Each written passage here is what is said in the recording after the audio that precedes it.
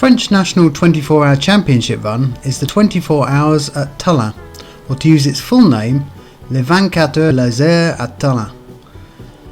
The race itself covers a 1,085 metre course around a sports complex in the small town of Tullins, about half an hour to the west of Grenoble. This video shows just one of my loops around the official course during the 2025 event.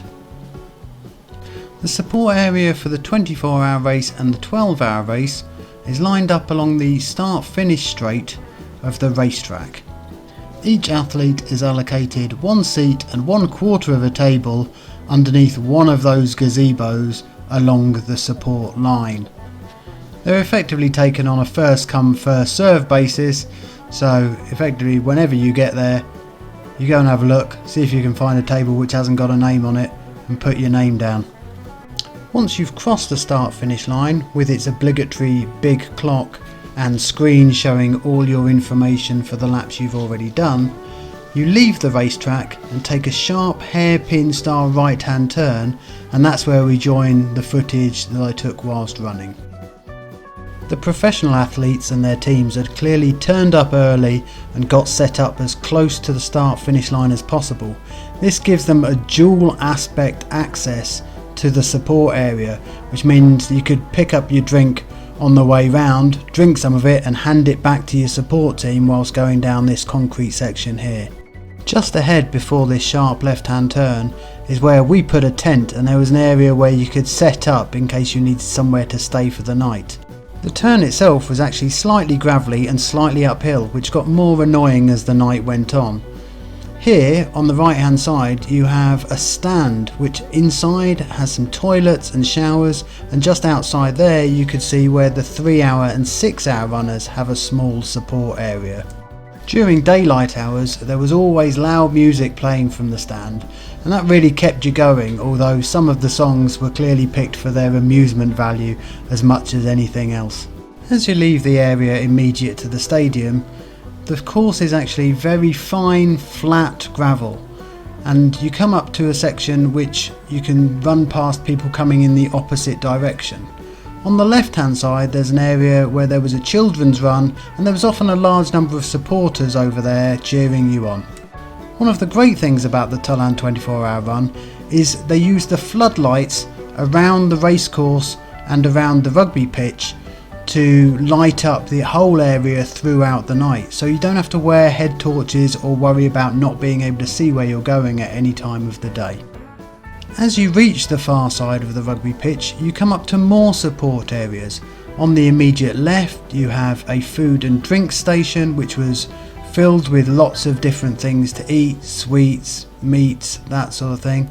Then showers and toilets and rest areas in the changing rooms for those people who wanted some overnight sleep. Over there I actually did a lot of stretching during the day to make sure my body stayed loose. Then, as you've just seen, you have a shower section which, because it was so hot, was fantastic for keeping cool during the day. Another hard left brings you onto the most public part of the course, which is actually on the pavement of the main road leading into Tullins. Here, because it was so hot, they had buckets with sponges with water, so you could douse yourself with water at each stage before throwing your used sponge into another bucket further down the line. I was wearing cooling arms, and so often would soak those cooling arms and my hat to try and give myself some coolness during the day. And also these buildings provided some shade as the daytime went on. In this video there's clearly no shade to be found, but actually as time passed you found yourself hugging the left hand side to keep in the shady area and keep out of that direct sunlight that was absolutely punishing. As you turn left off to the main road there's actually a very slight downhill area of about 3 or 4 steps, which to start with felt amazing, but towards the end of the run you could see people were clearly struggling with that even very slight downhill. And it was a very slight downhill. To be honest, this course was incredibly flat. For all of the laps that I did, Strava picked up something like 6 meters of climb, and that's just patently absurd. Just as you're about to rejoin the athletics track, you can see the ambulance on the right hand side, which I presume is some sort of French equivalent of St John's ambulance.